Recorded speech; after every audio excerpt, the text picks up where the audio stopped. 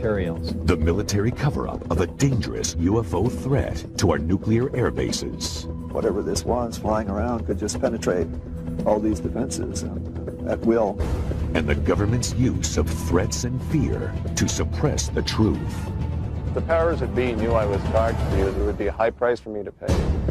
You'll find out why the government is reluctant to admit the possible existence of life on other planets. The reason being that it could cause widespread social unrest and possible deterioration of government control. We'll hear from witnesses of saucer-shaped craft that might have been designed and built by the Air Force. My gosh, those are flying saucers. Those things really do exist. And we'll give you our final analysis in our Unex report as we blow the lid off the government's UFO conspiracy on Unexplained Mysteries, Undercover UFOs. Since the first sighting of a UFO, evidence suggests the U.S. government has lied to the American public to cover up the existence of alien spacecraft.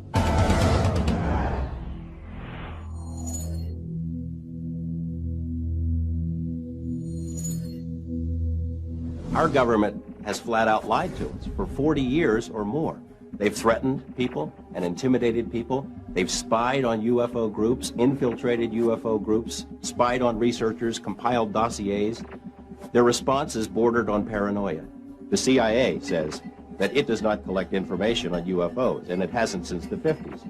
There are reams of documents squeezed out of the CIA that indicate that they have on staff CIA UFO experts, agency personnel monitoring the situation on an ongoing basis.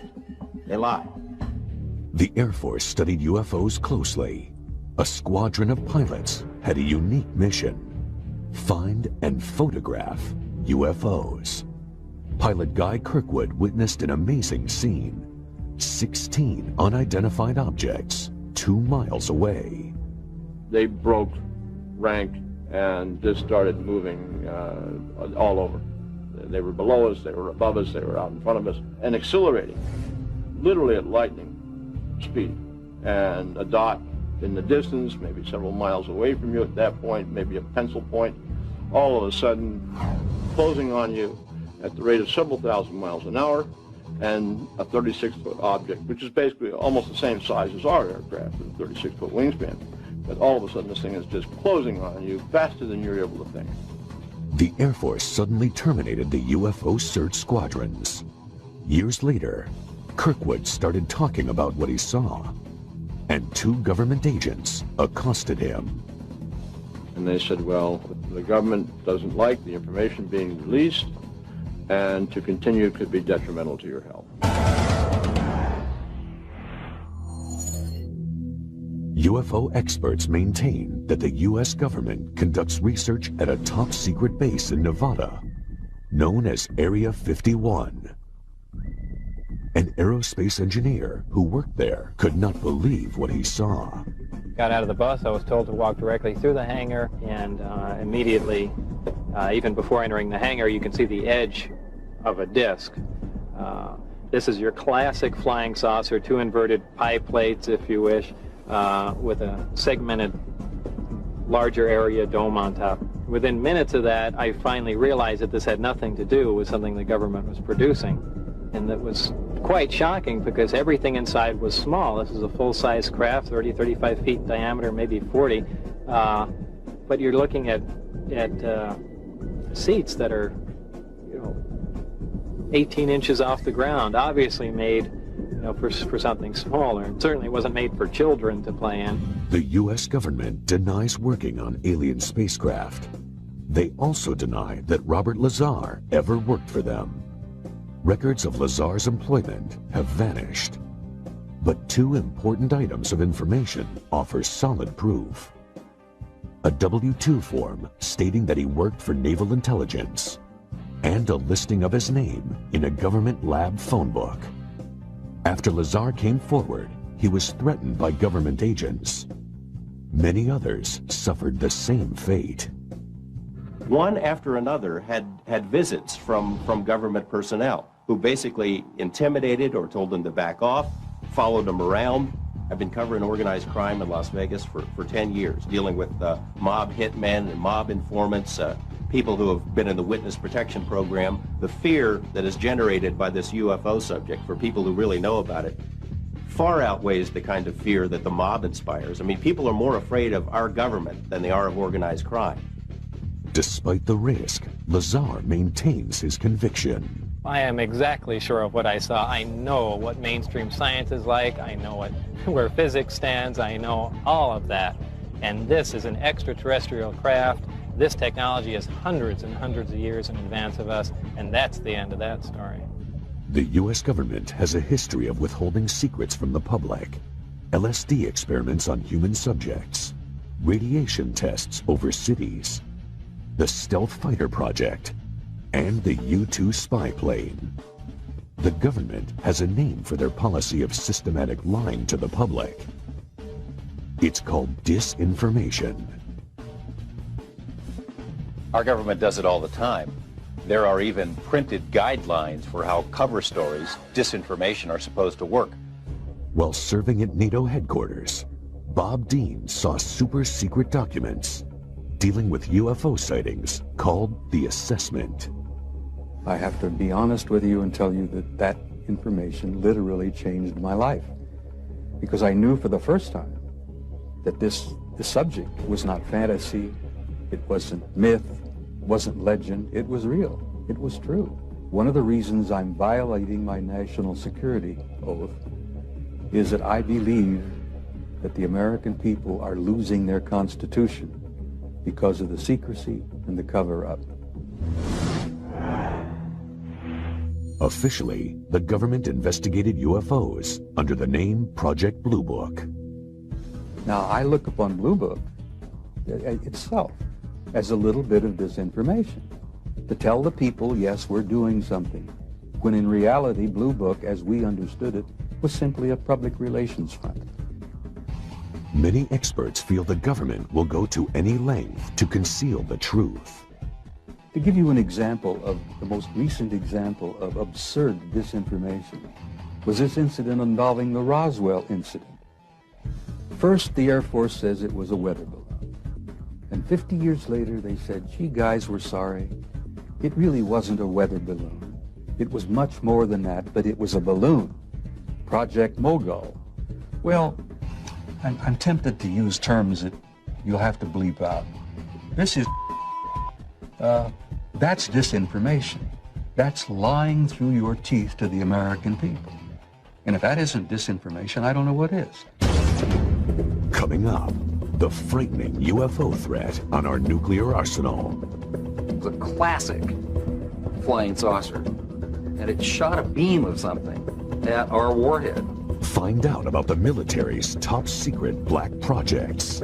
Area 51 is the most tightly secured installation in this country. I saw the object exhibit entirely unconventional flight characteristics.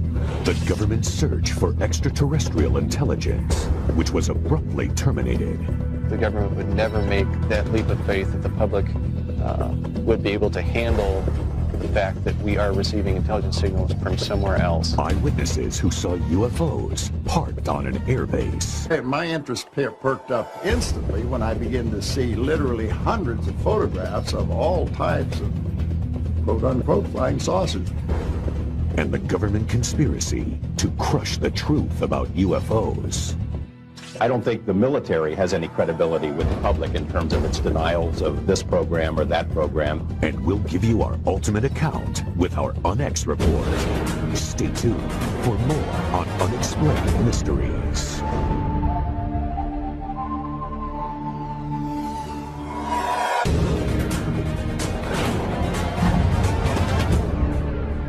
Unexplained Mysteries, Undercover UFOs.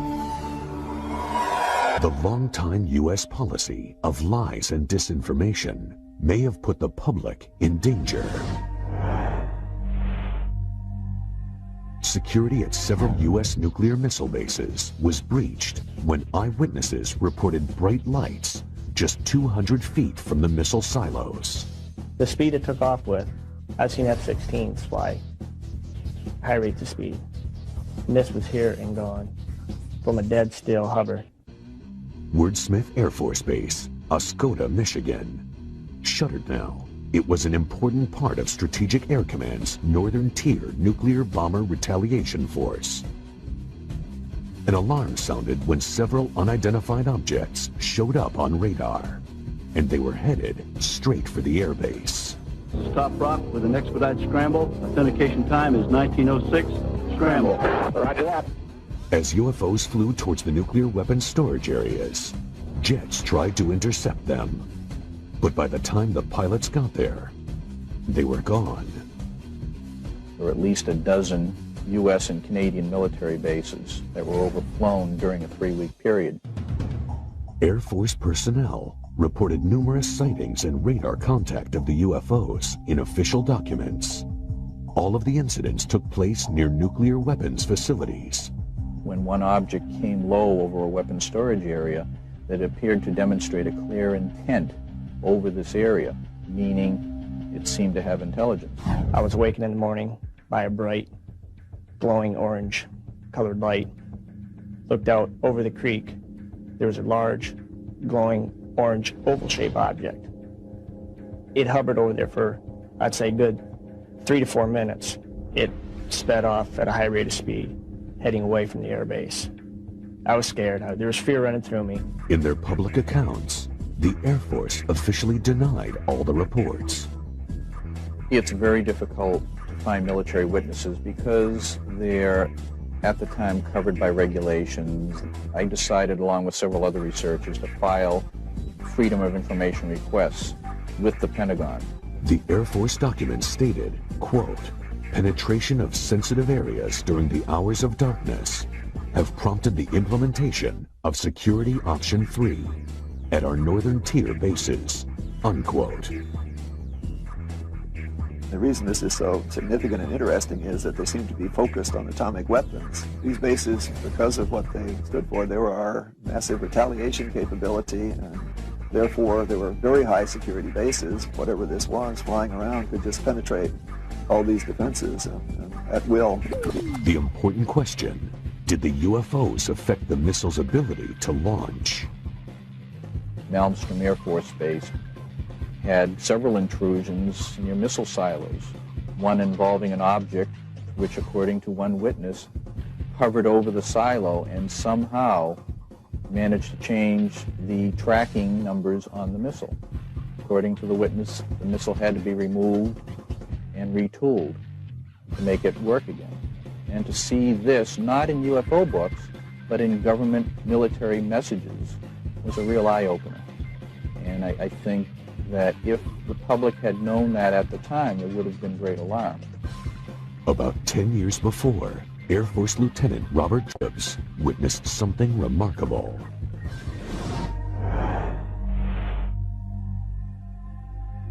Hair's going up on the back of my neck right now thinking about it, just remembering that day. I saw something that was so strange that it changed my life. Jacobs was in charge of a special unit that filmed Minuteman and Atlas missiles during launch tests from Vandenberg Air Force Base in California. So my job was to provide photographic documentation from 30 or 40 different camera positions for each launch. We walked onto the missile and we saw all 3 stages of powered flight. The camera followed the missile through its successful flight. Now what we didn't know is what else we had got besides the missile. Soon after, Project Director Lorenz Mansman called Jacobs into his office. There were 2 guys in gray suits in there, civilian clothes. They were not in the Air Force. They were from somewhere else. They never identified themselves. They could have been CIA, OSI, OSS. All 4 of the men watched the film of the missile flight. The nose cone spread out. The warhead was quite plainly visible. Something flew into the frame. What I saw was a circular object. It was a classic flying saucer. And it shot a beam of something at our warhead. You have to imagine this thing is flying along at several thousand miles an hour. This stuff is flying along, and something comes into the frame and chasing it. and comes in like this and fires at it and goes around like this and fires at it and goes around like this and fires at it and fires at it like this and then goes back out that way. What the hell could do that? Suddenly, Jacobs was in the hot seat. And he said, what was that? And I said, it looks to me like we got a UFO. And he said, you are never to say that again. As far as you're concerned, Lieutenant Jacobs, this never happened. And I was sworn to silence, reminded of the severity of a security breach, and told to leave the room. After keeping silent for many years, Jacobs went public. The Air Force responded with complete denial. The Air Force denied that I was ever there. Despite the existence of the film, the Air Force denied that Jacobs was in charge of the Special Photo Unit. They even denied he was in the Air Force at the time. They denied everything. Records reveal that Jacobs was in the Air Force, that he was in charge of the photo unit, and that he was filming that day. Major Matzman, his commanding officer who screened the film with him, wrote a letter confirming Jacobs' account of the UFO. The Air Force is probably not going to like this film, but there's nothing they can do about it. It exists, it documents the telescope, the people who were there, including me, and if there are any ramifications about it, I guess I just don't care anymore. Next on Unexplained Mysteries, is there a connection between top-secret black projects and UFO sightings? Certainly some of these things are going to look very strange. They're very unlike aircraft with which people are familiar. Is the military using alien technology in its black projects? I think the technology at Area 51 originally came from somewhere else. And what happens to people who want to get close to Area 51? I think that could be the biggest and perhaps the last mistake they are going to make in their life. We'll show you why NASA terminated its own probe that was getting information to life on Mars. They said that NASA or the government might want to consider keeping the information from the public. And the government abruptly stopped its search for extraterrestrial life. For certain people, that's not something that they want to either believe in or allow anybody to know that they believe in. We'll expose what the government does to military officers who report UFOs. I got letters from high-ranking officers that they had no record of such an aircraft ever existing. And we'll sum up the UFO conspiracy in our Unex report. There's much more to come on Unexplained Mysteries. Undercover UFOs. Black projects. That's the name for secret military development efforts. Certainly some of these things are going to look very strange. They're very unlike aircraft with which people are familiar. There seems to be a connection between black projects and UFO sightings. Well, certainly the history of the flying saucer phenomena suggests that in the past, classified programs resulted in a lot of reports of flying saucers. And if you see all of the instances where conventional aircraft have been misinterpreted as flying saucers, it's quite easy to understand how unconventional aircraft could receive a similar misinterpretation. In the Nevada desert, we have things out there that are literally out of this world. Groom Lake, Nevada, also known as Area 51, where experts believe the military is working on top-secret projects. They have a hangar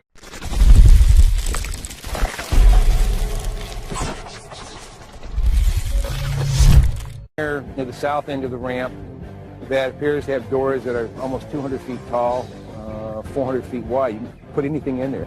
One of the problems associated with Groom Lake is the fact that it is a place that does not officially exist. Area 51 is the most tightly secured installation in this country. It's guarded both over the air and on the ground by elite Air Force security police and Department of Energy special response teams. If someone came to me and said there's just absolutely nothing that's secret, and they decided they were going to hike into Area 51, I think that could be the biggest and perhaps the last mistake they are going to make in their life. There are rumors of a secret project called Aurora in which the Air Force is said to be inventing a craft using highly advanced technology. I think there's a strong possibility that we have recovered some sort of alien technology and are trying to incorporate that into military programs. Are they really hiding something that's totally alien? Is this otherworldly technology that's being applied to Air Force black projects?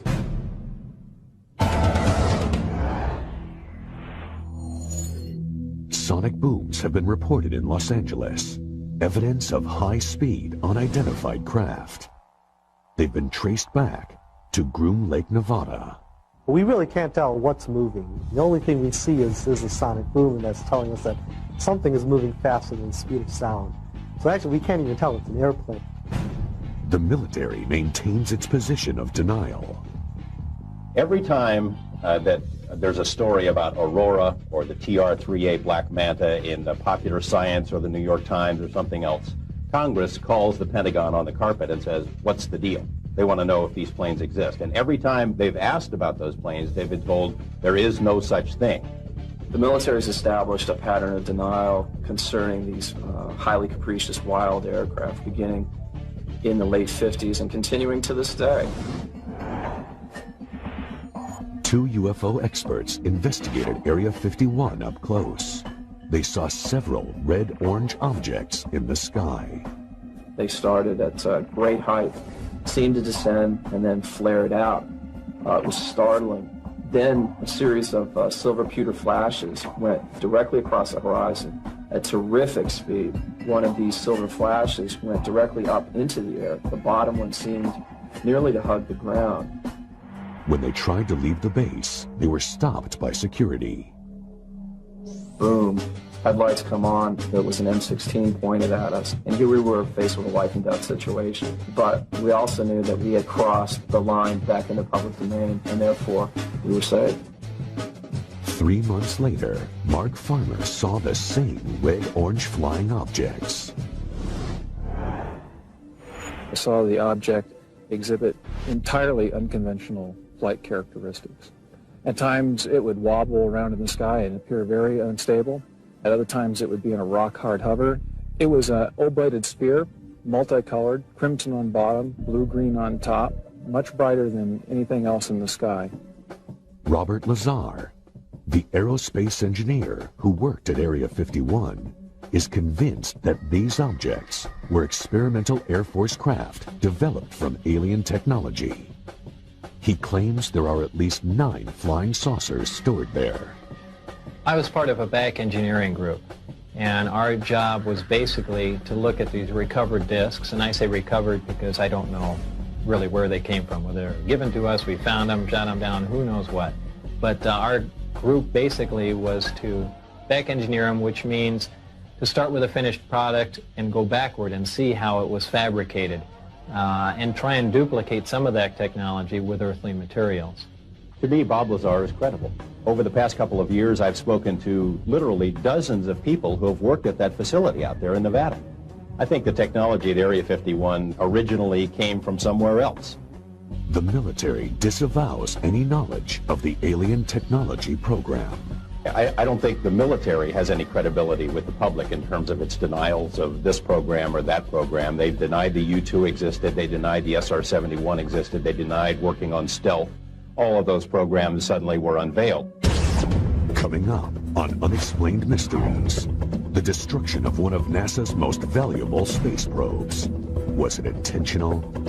It did not lose transmission. They turned it off. The promising search for extraterrestrial intelligence that the government ended abruptly. If our government knew that we got signal from outer space, they'd clamp a lid on it. The mysterious UFO sightings on the ground at MacDill Air Force Base. It was nearly 100 feet across.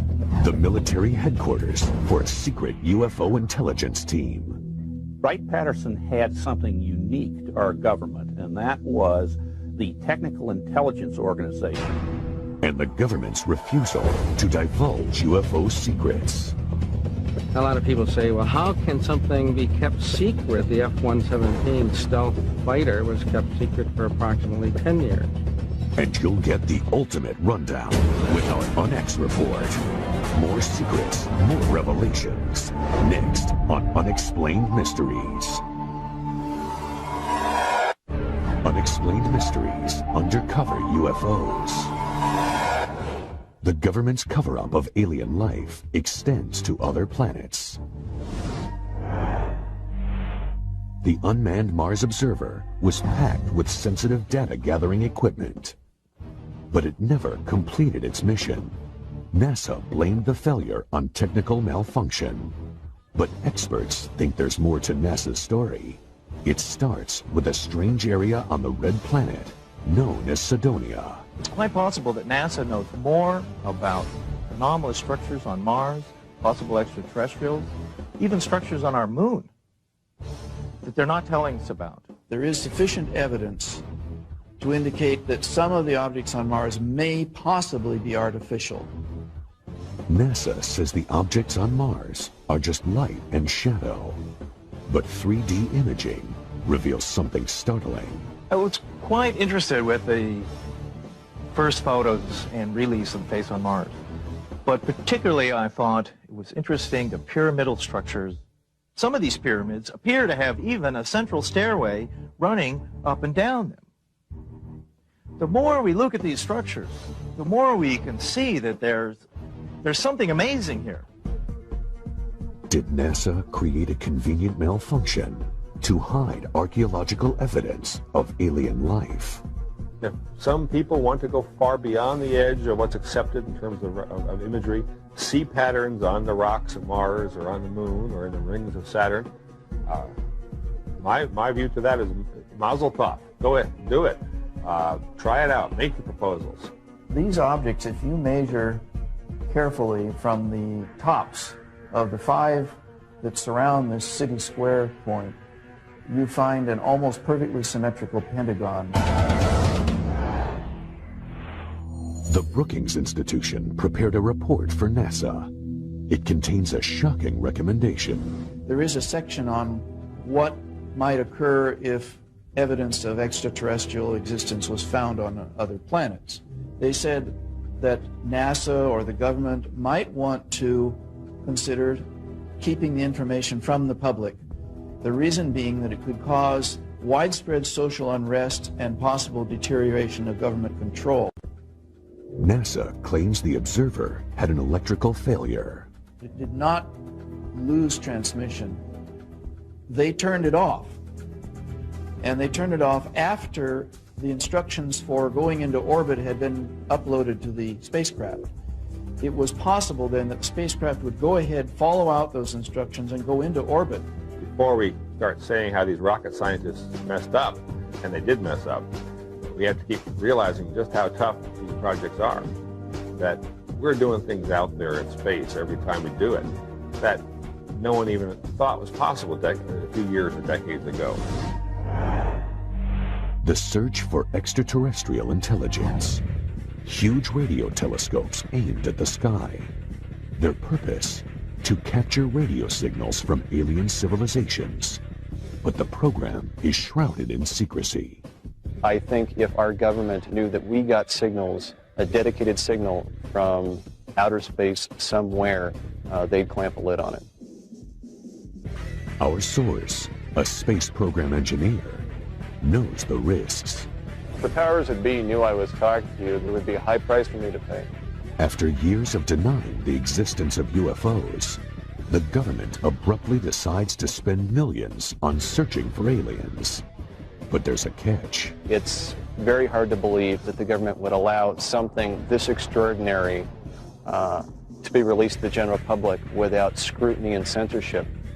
In the Mojave Desert, the government set up Goldstone Station on a military base. It's RF quiet, which means there's not a lot of background noise when they're looking for signals. It's really ideal for this type of search.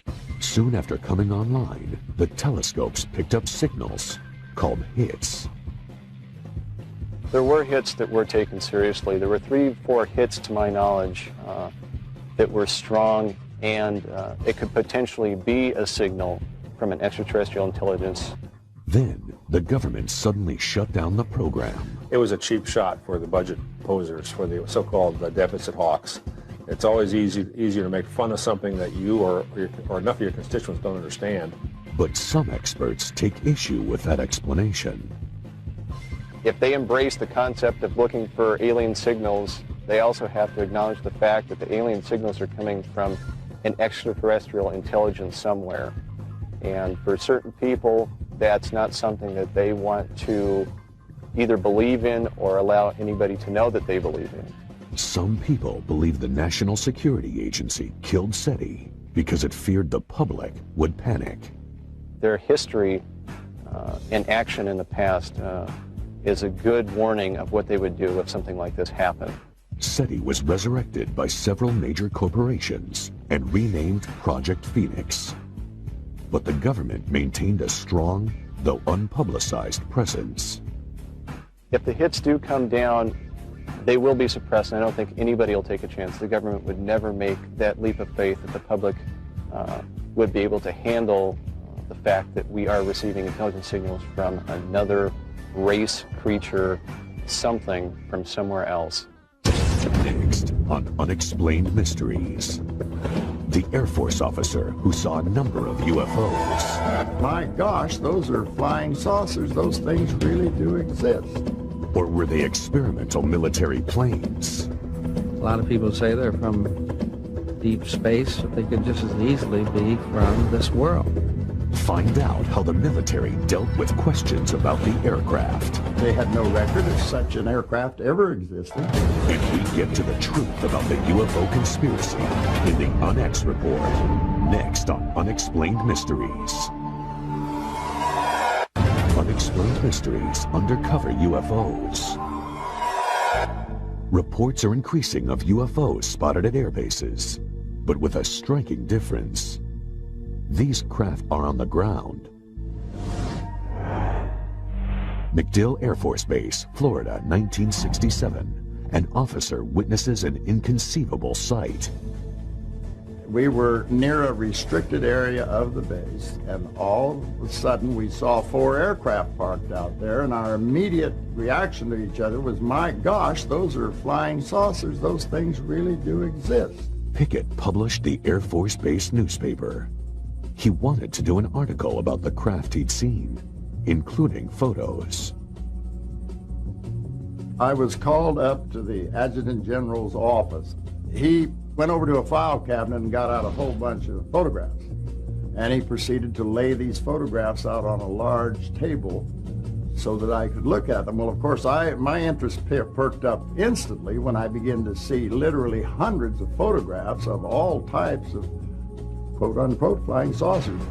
The Air Force refused to allow Pickett to publish the article. That night, eyewitnesses in Miami reported a large number of UFO sightings. At the airbase the next day, the flying saucers were gone. The images have haunted Pickett for years. Desperate for some kind of explanation, he recently contacted former Air Force intelligence officer George Filer. A lot of people say, well, how can something be kept secret for 50 years? Well, I point out that the F-117 stealth fighter was kept secret for approximately 10 years. And most of us didn't know that it existed until the government released the information. I pointedly asked him, not only are these where the flying saucers stories came from, is this what they were? And he said, yes. Well, I was awestruck. I couldn't really believe I was seeing what I was seeing. Some of those photographs had many, many aircraft in them, and they were all easily identifiable as Air Force photographs are. And I asked him, well, how high and how fast could these things go? You hear all these stories. And he said, well, this particular aircraft could go fast enough and high enough to actually achieve space flight. And I had no idea when he was telling me this story that it wouldn't be too long before they were declared non-existent. To this day, Pickett is determined to prove what he saw was real. This is an illustration of one of the largest ones parked down. In fact, it was the largest. It was nearly 100 feet across. But when Pickett tried recently to get the photographs and documentation of the craft, the Air Force said no.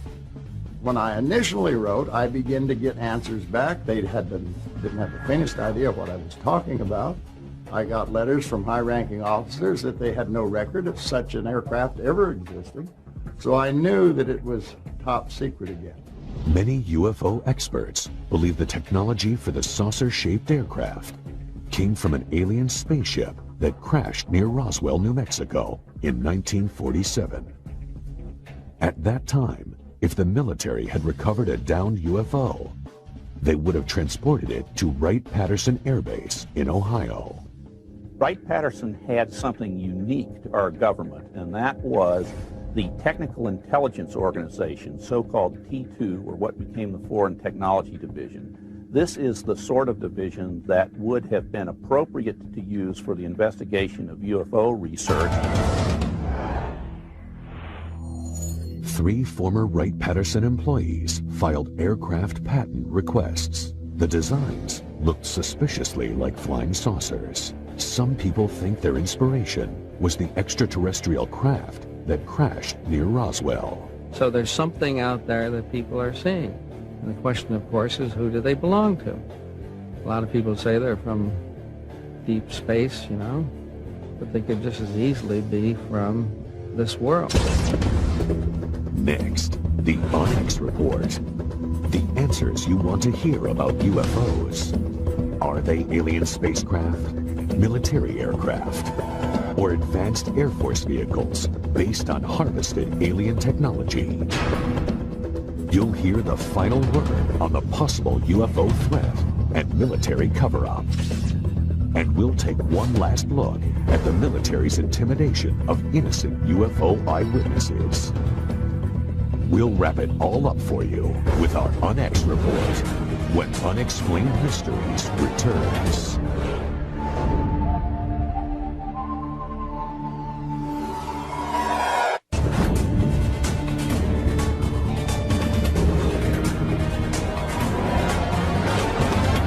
And now for the Unex Report. Experts believe the U.S. government is conducting a massive conspiracy to keep evidence about UFOs and aliens from the public. The military has established a pattern of denial concerning these highly capricious wild aircraft beginning in the late 50s and continuing to this day. Thousands of witnesses have reported seeing unknown flying craft with similar details. A 36-foot object, which is basically almost the same size as our aircraft, a 36-foot wingspan. This is a full-size craft, 35 feet in diameter. This is your classic flying saucer. And something comes into the frame and chasing it, and comes in like this and fires at it, and goes around like this and fires at it, and goes around.